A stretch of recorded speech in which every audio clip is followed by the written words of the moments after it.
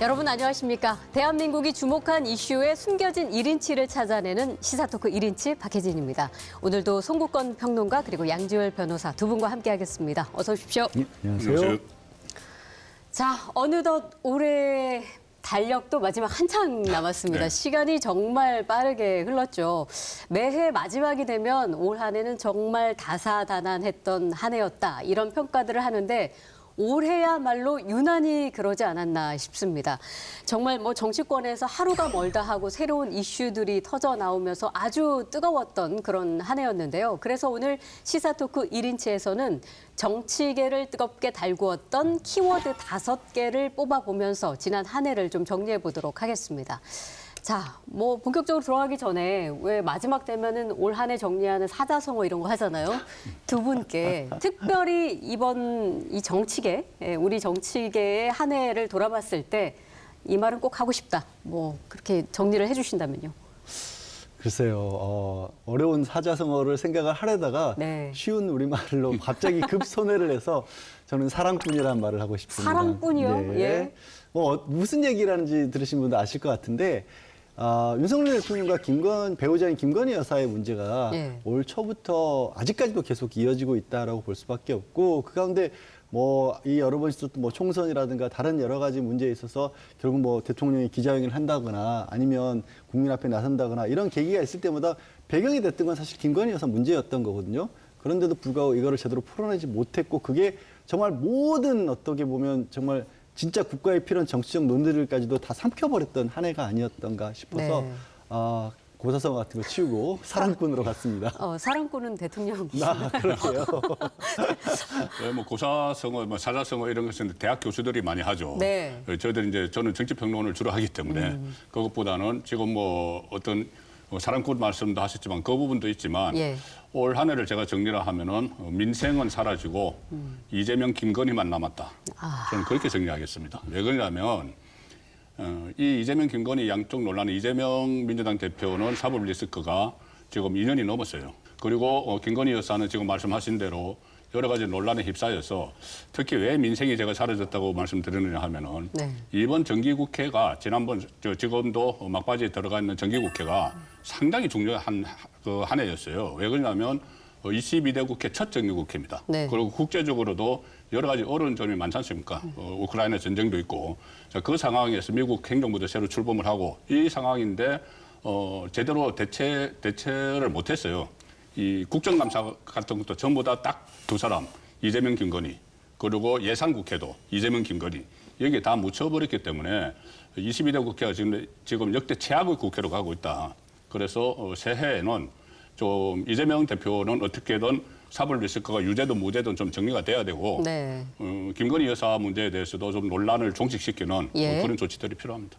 두 분의 올해를 정리하는 그 단어와 문장을 들으니 오늘 방송은 여기서 마무리해도 될 것 같다는 그런 생각이 들지만 저희가 특별히 키워드 5개를 뽑아봤기 때문에 지금부터 시작을 해보도록 하겠습니다.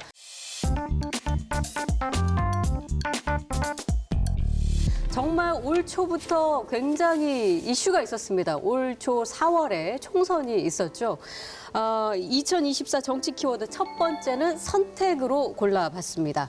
22대 국회의원을 뽑았던 40 총선, 물론 다 아시겠습니다만 이때 투표율도 꽤 높았습니다. 67%를 기록했었는데 총 300석 가운데 민주당이 175석이었고요. 국민의힘이 108석을 가져가면서 민주당이 압승을 하게 되었죠.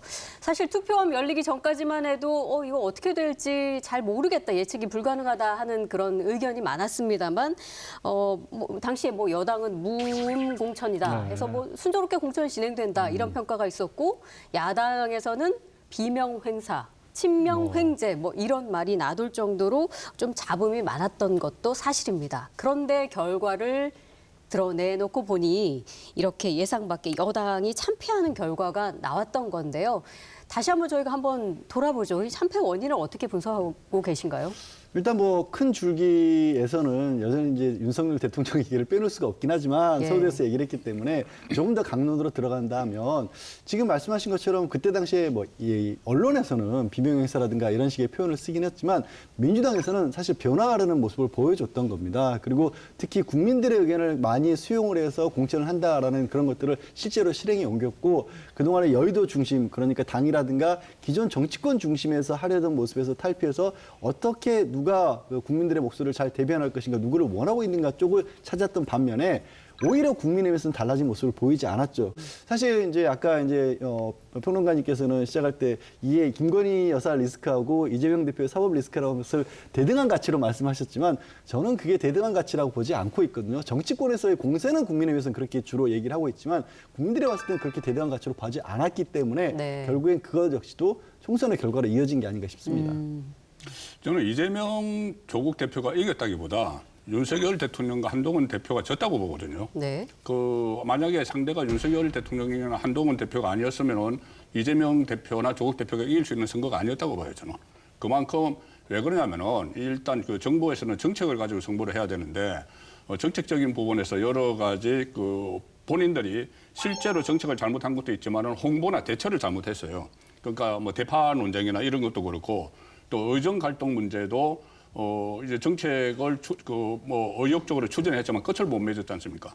그런 부분들이 있으면은 그것을 여당이 어느 정도 보완을 해줘야 돼요. 선거에 들어가면은 이 대통령실에서 실책을 한 것이 있으면 여당이 그것을 선거에서 잘 만회를 해야 되는데 예. 거기에 만회를 하기보다는 이 정치적으로 이제 접근을 한 겁니다. 예. 2조 심판론, 이재명 조국 심판론 이게 필요하죠. 저는 필요하다고 봅니다. 워낙 뭐 여러 가지 이 혐의들이 있기 때문에 필요한데 그걸 선거의 첫 번째 구호로 내세운 건 저는 잘못됐다고 봐요.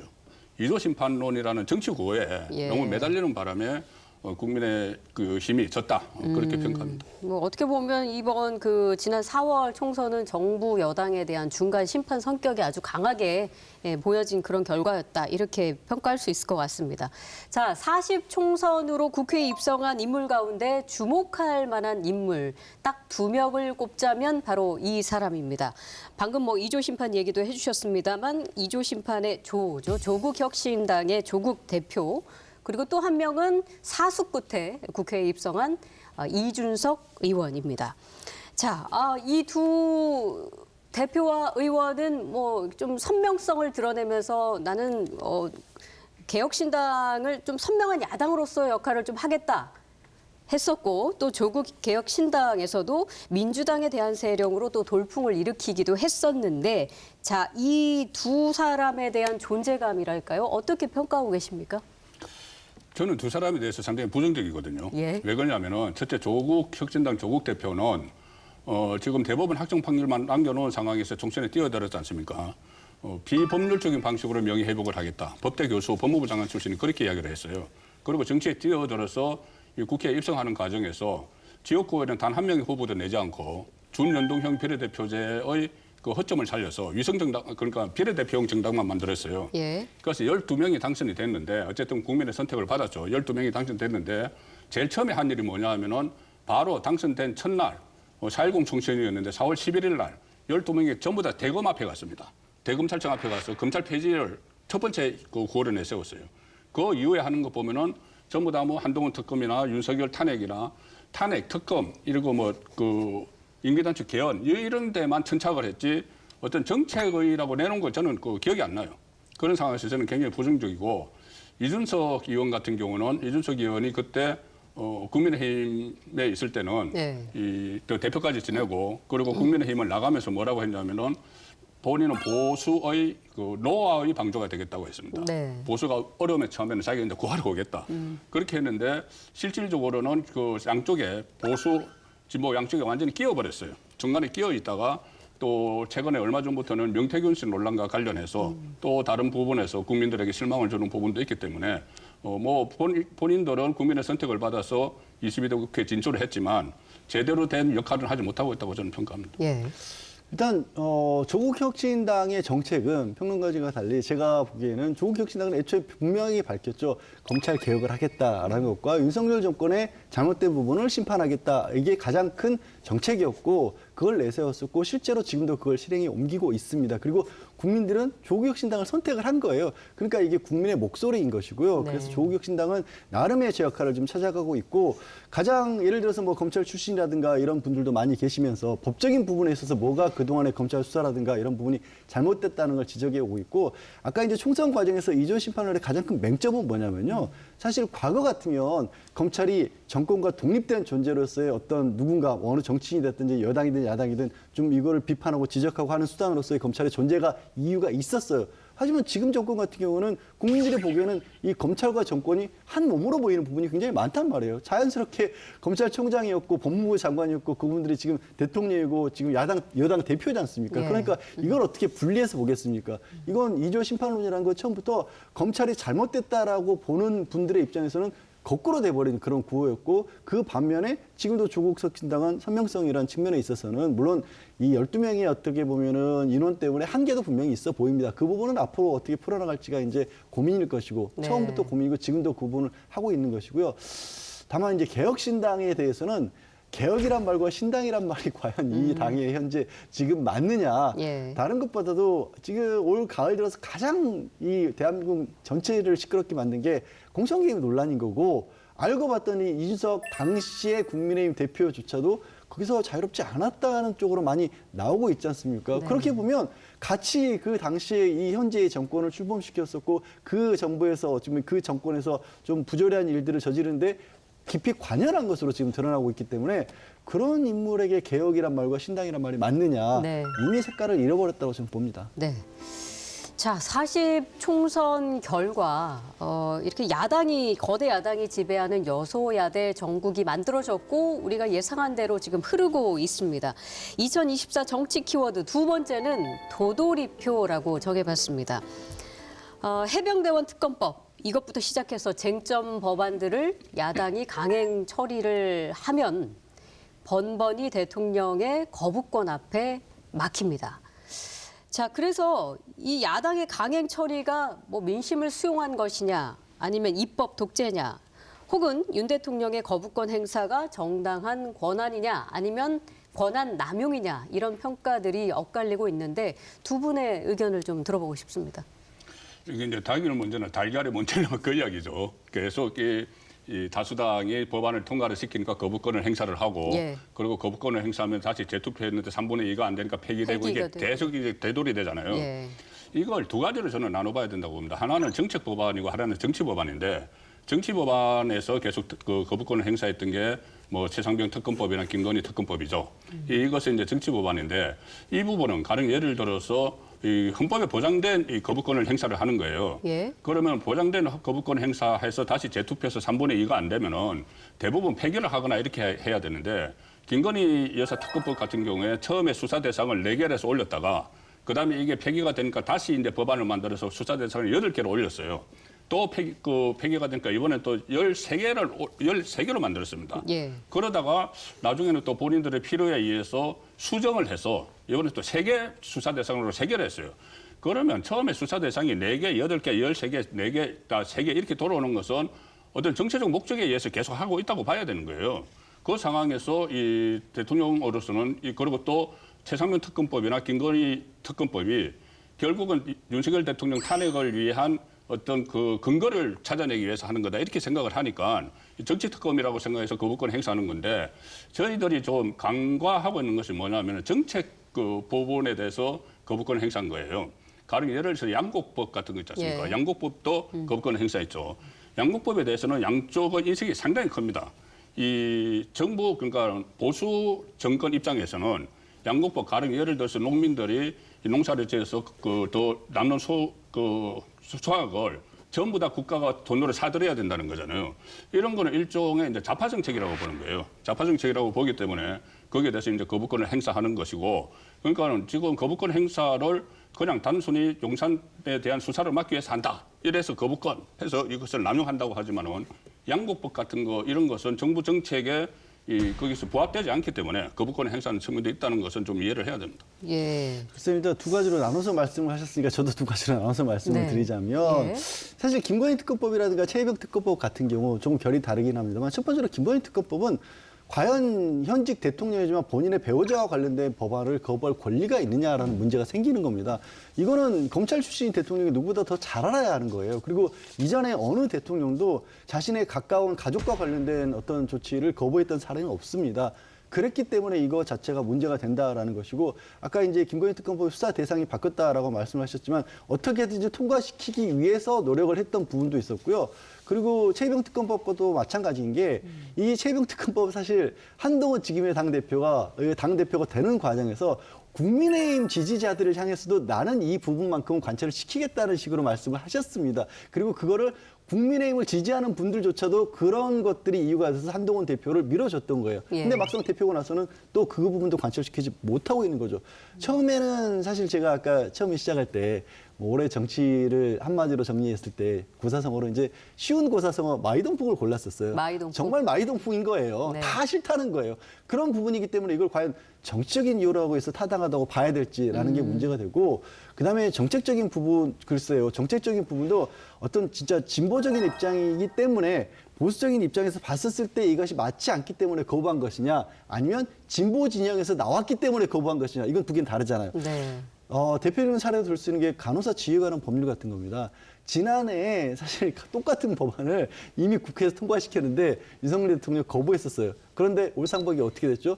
의료 대란과 관련해서 갑자기 간호사분들의 지지가 필요하니까 통과시켰어요. 이걸 어떻게 정책이라고 보겠습니까?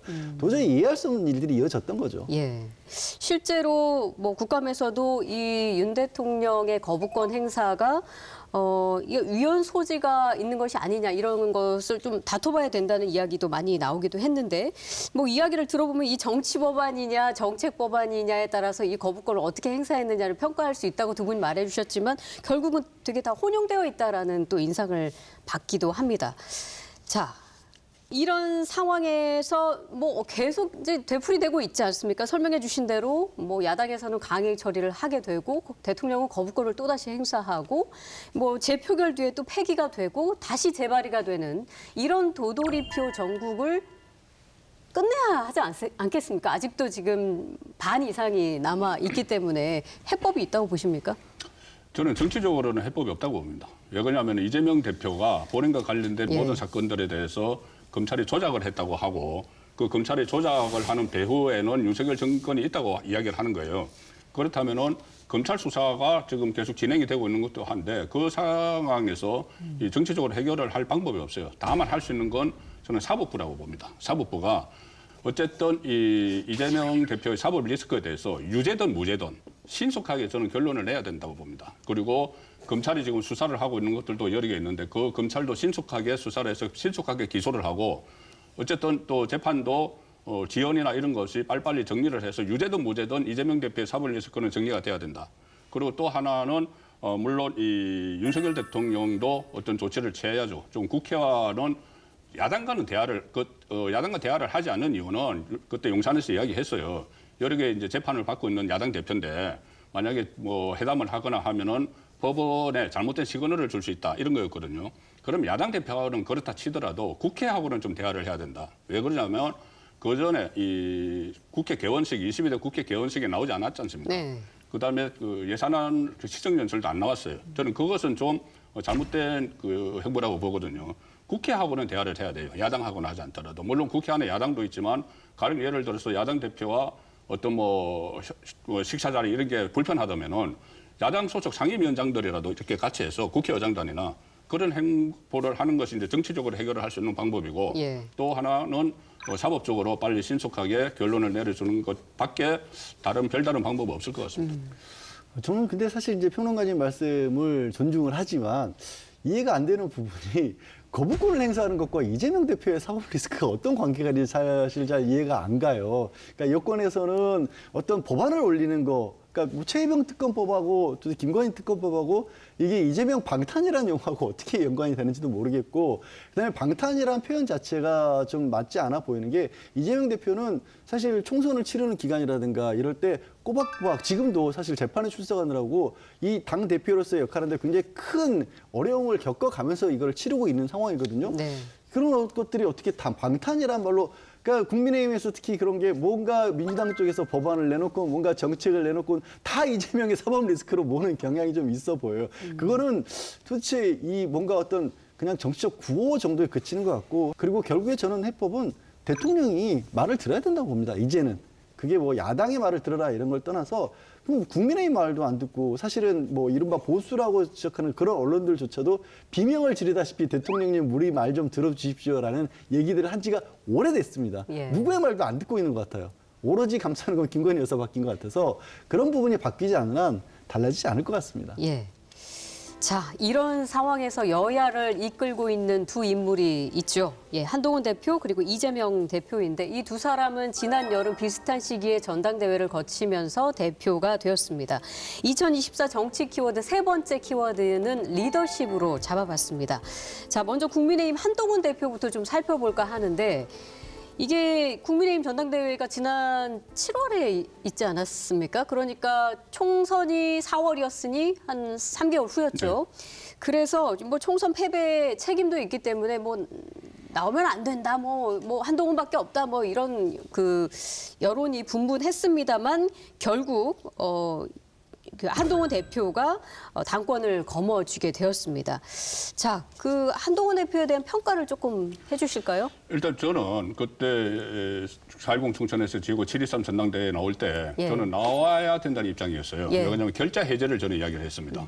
어차피 보수 정당이 참패를 했기 때문에 그 참패의 책임이 있는 한동훈 대표가 그때 비대위원장이었죠. 그렇죠. 다시 나와서 대표 당권을 잡아서 좀 수습을 해야 된다. 그리고 예. 특히 이 앞으로 전개될 전국이 이재명 대표와 조국 대표의 재판 문제인데 거기에 적절하게 대응할 수 있는 방법이 한동훈 대표가 잘할 수 있다고 해서 이야기를 했어요. 그런데 예. 그 이후에 이제 여러 가지 논란들이 일어났는데 저는 한동훈 대표가 지금 길을 좀 잘못 든 것 아닌가 하는 생각을 해요. 왜냐하면은 국민이 처음에 그렇게 환호를 하고 한동훈 신드롬, 한동훈 현상 이런 말까지 나왔잖아요.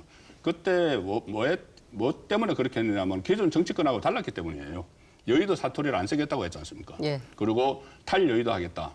새로운 정치를 하겠다고 했는데 지금 전혀 여의도 사투리의 대표적인 게 개파 정치거든요. 그런데 지금 개파 정치 하고 있잖아요. 예. 친한계, 친윤계 해서 계속 싸우는 거예요. 그리고 또 하나 또 여의도식 정치가 뭐냐면은 언론 플레이를 하는 겁니다. 예. 언론 플레이를 해서 이 어떤 진영 논리를 가지고 이야기를 하는 건데 조금 보면은 윤석열 대통령에게 뭐를 건의할 때도 언론을 통해서 먼저 나와요.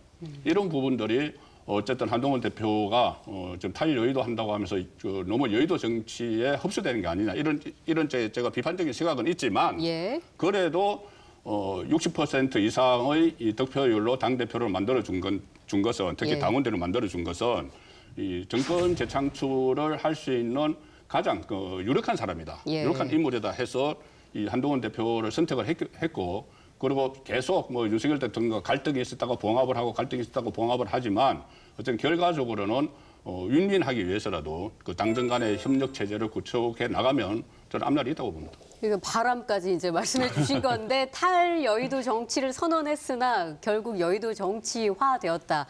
그러면서 당정 관계나 이제 야당과의 협치 이 부분에 있어서는 리더십에 조금 아쉬움이 있다라는 평가인 것 같고요. 여의도 정치인화 하는데 여의도 정치인화도 제대로 못한 것 같다라고 보입니다. 아니 왜 그러냐면 맞아요. 말씀하신 것처럼 그 어떤 보수 지지자분들의 국민적 기대감이라는 게 한동훈 대표에게 쏠렸기 때문에 당 대표로도 선출이 됐다. 그렇죠. 사실 굉장히 이례적입니다. 총선에서 그렇게 참패했는데 그 총선을 지휘했던 사람이 다시 대표로 선출된다는 것 자체가 상대적으로 보면 어찌 보면 국민의힘으로서는 좀 불행한 일인 게 다른 데에 어떻게 보면 기대할 만한 예. 인물이 없었다라고 보일 수 있는 거죠. 그런데 문제는 국민이 그렇게 기대감을 가지고 어떻게 보면 자리를 줬었을 때는 그 자리에 맞는 어떤 정치적 역량이라는 걸 또 보여줄 필요가 있는 거거든요. 그런데 대표로 취임한 이후로 그런 모습을 못 봤습니다. 네. 가장 저는 단적으로 보여줬던 사례가 그 대통령과 어렵사리 만나고 나서 그다음에 이제 대통령과의 만남의 자리 이후에 본인이 추진하겠다라고 하는 대표적으로 특별감찰관이나 이런 것들을 추진하고 있다고 했었을 때 바로 원내대표가 고개를 저어버렸어요. 그러니까 당대표하고 원내대표가 서로 자기에게 권한이 있다고 다투는 그런 황당한 모습을 보여줬거든요.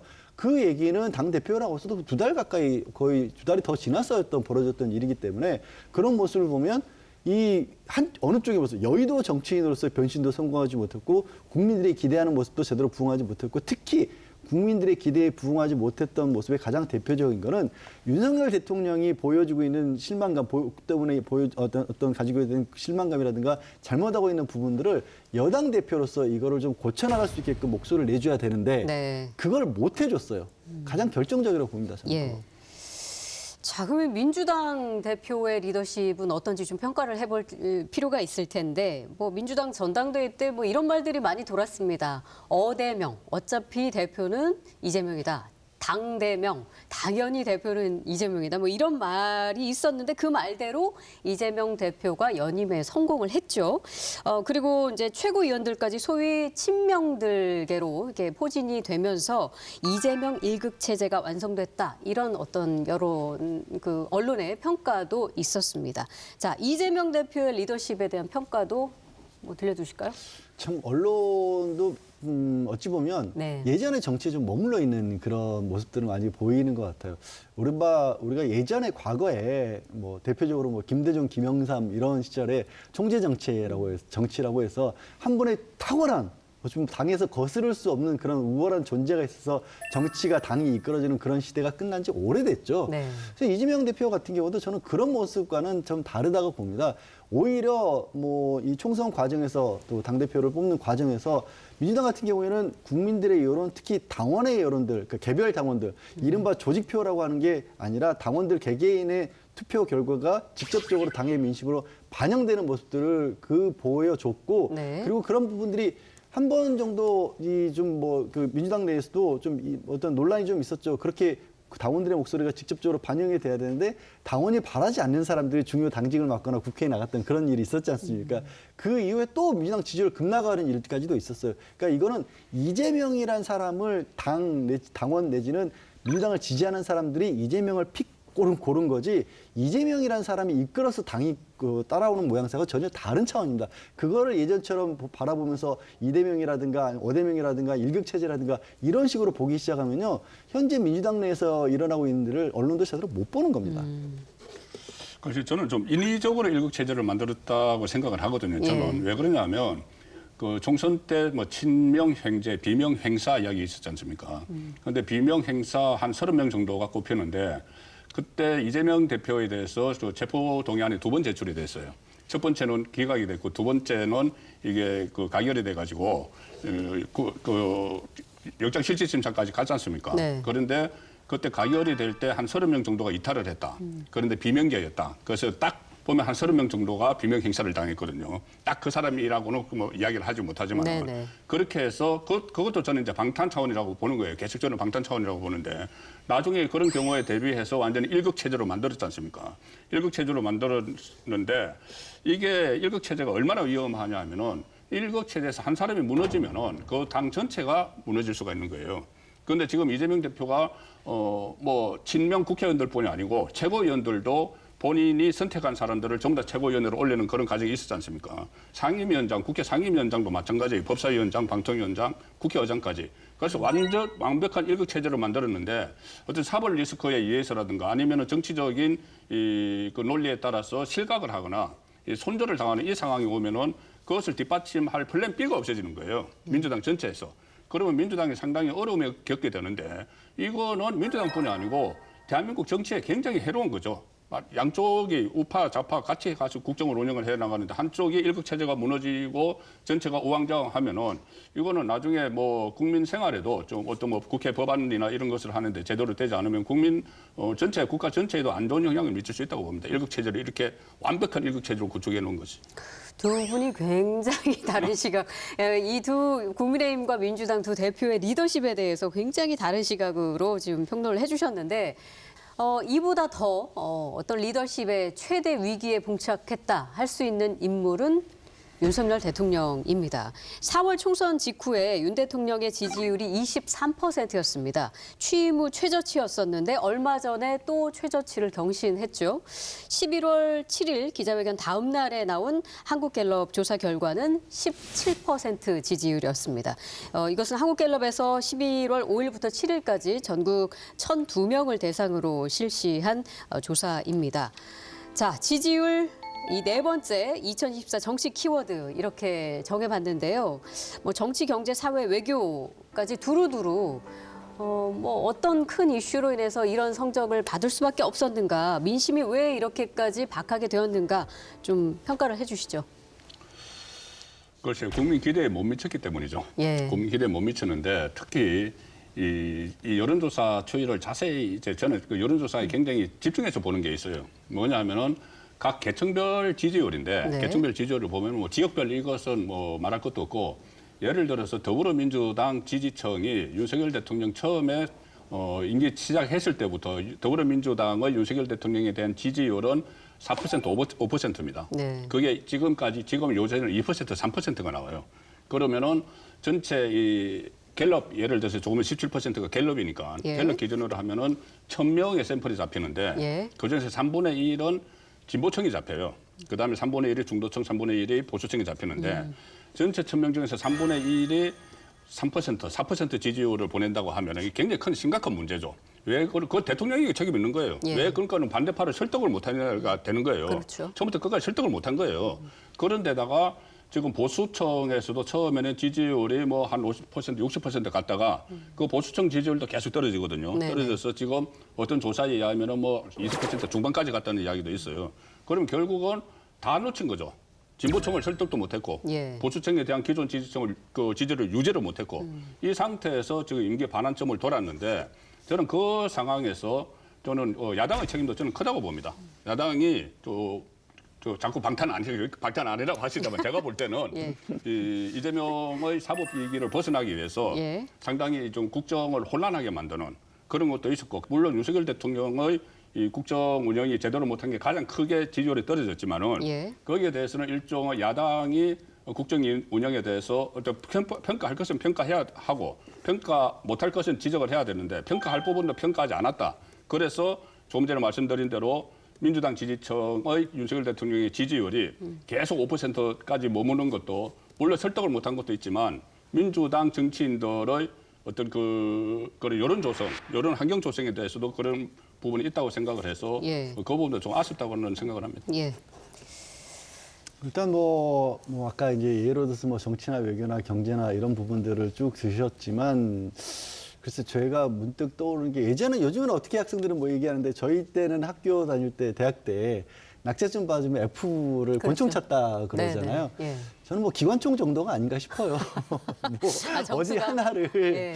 굳이 분야를 나누지 않아도? 예, 뭐 좀 처참할 정도의 성적표였고 그리고 그 중에서도 가장 사실 이제 지지율 여론조사의 지지율 같은 것들을 이제 개별 사안으로 보면 뭐 김건희 여사 뭐 이런 부분들이 뭐 하나로 또 꼽히기도 하고 하지만 저희는 이제 정치에 관해서 지금 좀 깊이 있게 얘기를 하고 있고 관심이 가지신 분들이 많이 보지만 전체 국민들의 입장에서 봤었을 때는 가장 아프게 다가왔던 부분은 경제 부분일 겁니다. 경제 부분에서 누가 뭐라 그래도 뭐 물가가 올라왔고 경제 침체돼 있었고요. 지금 뭐 한때 좀 뭐 번화한 상가라고 했던 곳들 그런 데 가보면 빈 공실들이 질비하고 있고 부동산 집값을 잡았다라고 얘기를 하는데 그 과정에서 우왕좌왕 혼선 있으면서 대출을 해주네 마니네 해주면서 실소유주조차도 집을 이 계약을 해놓고도 계약이 그 무산되는 그런 일들이 이어지고 있거든요, 지금. 이거는 정치에 관해서 아무것도 모르는 관심이 없으려고 할지라도 결국 비판할 수밖에 없게끔 만드는 겁니다. 나머지 것들은 하나씩 예를 들기 시작하면 뭐 이 방송 끝나기 전까지도 못할 것 같은 그런 상황이고 한미동맹에 대해서도 윤석열 대통령은 이 외국과의 관계에서 지금도 떠오르는 게 그 자유를 강조하면서 일종의 가치를 중시했는데 사실 외교에 있어서는 지극히 현실적인 국가의 이익을 따지는 거지 가치를 따지는 게 아니거든요. 그러다 보니까 어떤 일이 벌어집니까? 가장 비근한 사례로 지금 트럼프 대통령이 당선이 됐고 네네. 우크라이나에서 전쟁을 당장이라도 멈추겠다. 24시간 내에 끝내겠다고 했었고 사실 바이든 대통령조차도 우크라이나와 러시아가 그렇게 전쟁을 이어가는 것을 바라지 않았어요. 다른 서방 국가들, 우크라이나 인접 국가들조차도 직접적으로 개입하는 걸 바라지 않았습니다. 우크라이나가 잘못했다, 러시아가 잘했다 이게 아니라 국가의 이익에 반하기 때문이었죠. 그런데 뜬금없이 우리 대통령은 우크라이나에 무기를 지원하겠다는 얘기를 해외 언론에도 하고 다녔습니다. 네. 이게 어떻게 외교예요? 자, 그런데 윤석열 대통령은 이런 지지율에는 연연하지 않겠다. 돌을 던져도 맞고 가겠다 이렇게 기존의 그 스타일대로 이런 발언을 한 적이 있습니다.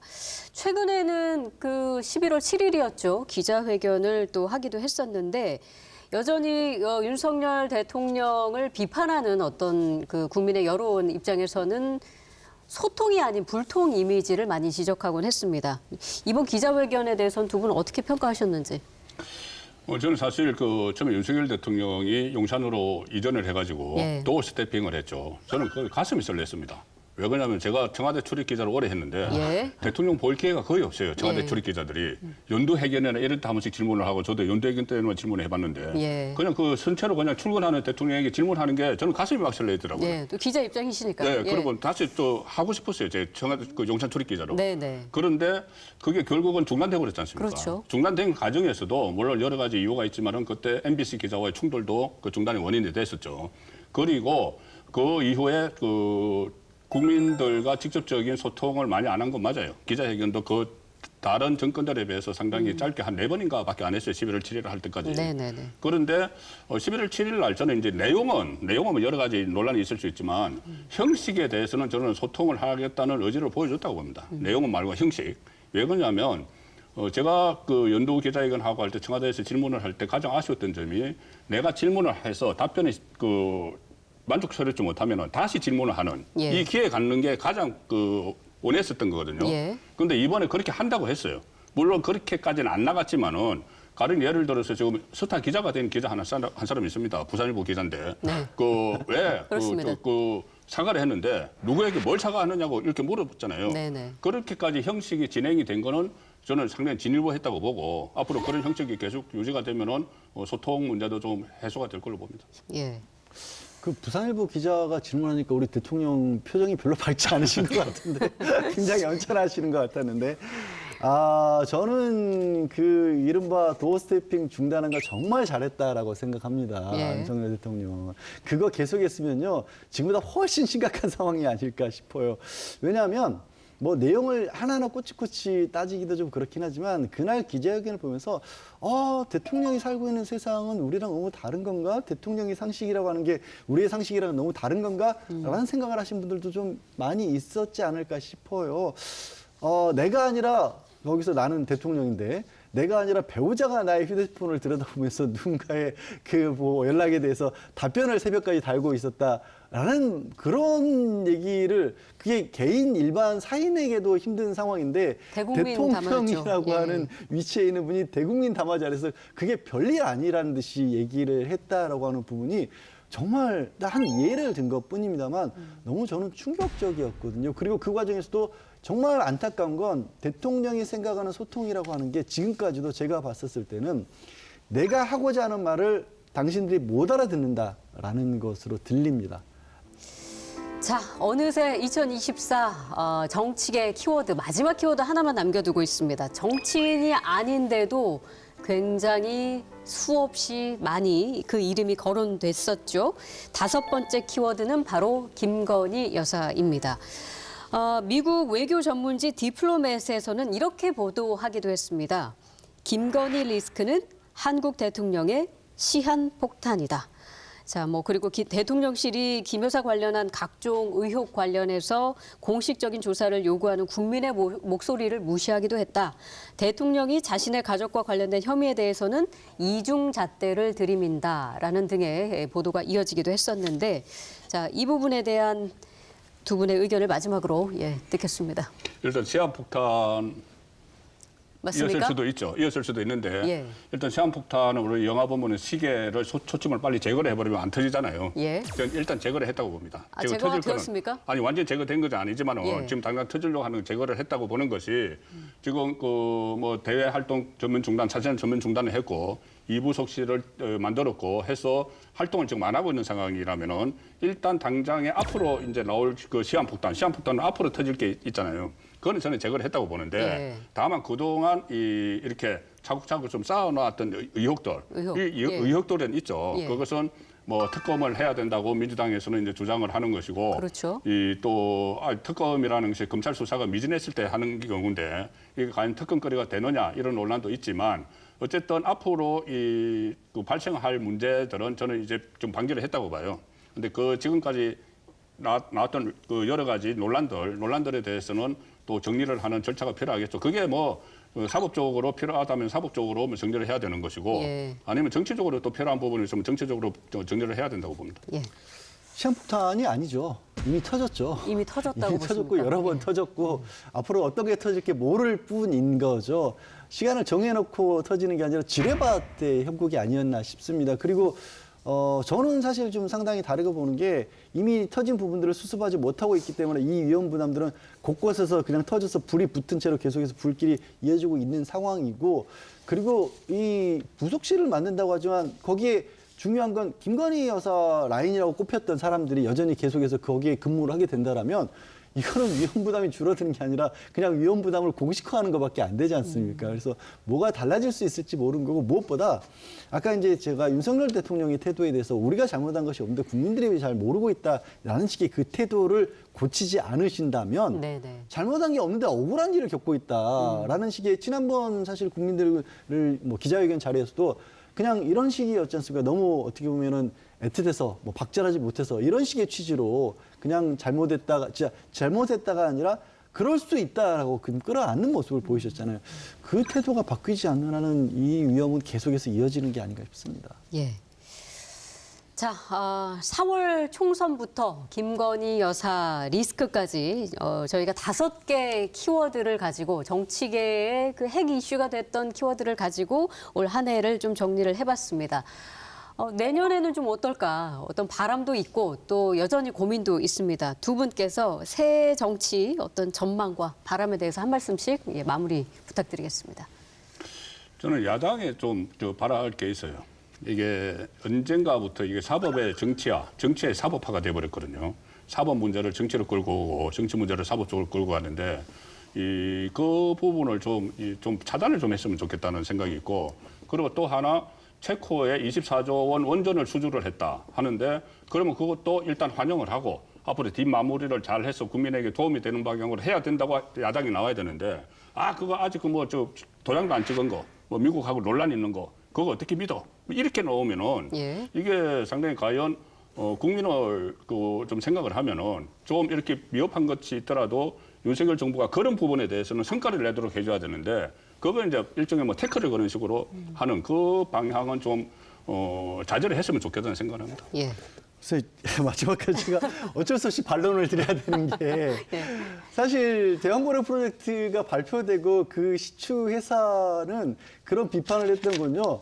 비판할 만하니까 비판했던 거예요. 의아했던 거예요. 도대체 어떻게 갑자기 1인 기업이고 회사 주소를 따져봤더니 그냥 가정집이 나오고 이런데 어떻게 문제 제기를 안 하겠어요. 그리고 그 체코와 원전을 체결한다고 각국 정상에 서서 발표하는 자리에서 체코 대통령은 이게 완결된 게 아니라고 체코 대통령이 얘기를 했어요. 네. 그런데 어떻게 거기에 대해서 국민들에게는 24조가 다 지금 성공이 된 것처럼 얘기를 하시니까 아니 이거는 좀 아니지 않느냐. 이거는 지적을 안 할 리가 안 할 수 없게끔 했거든요. 굳이 이제 거기서 이제 평론가님의 말씀을 존중해서 한다면 그런 빌미를 안 만들 수 있는 쪽으로 좀 일을 하셨으면 좋겠다. 그리고 제발 마지막으로도 진짜 국민들이 목소리가 뭔지를 그러니까 바꿔서 태도를 바꿔서 못 알아듣고 있는 쪽이 이 정부 여당이다라는 생각으로 발상의 전환을 좀 해주셨으면 좋겠습니다. 네. 자, 뭐 우리 그 한 해 마무리이지만 두 분이 너무 차분하게 각을 세워 주셔가지고 지금 듣고 계신 분들은 그렇지만 오히려 더 올 한 해 이렇게 다른 의견으로 올 한 해 우리 국민이 좀 분열이 되기도 했었고 많은 고민과 갈등이 있었구나 아마 정리가 되셨을 거라 생각합니다. 모쪼록 새해에는 정쟁 대신 대화와 협치 그리고 민생 이야기로 더 많이 고민해 주시기를 바라겠습니다.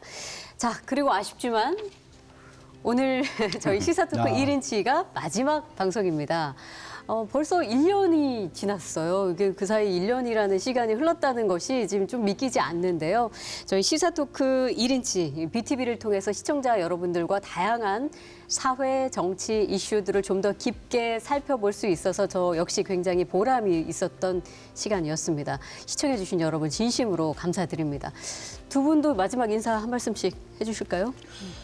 제가 시사평론가잖아요. 예. 그러니까 시사하는 정치만 있는 줄 알았어요.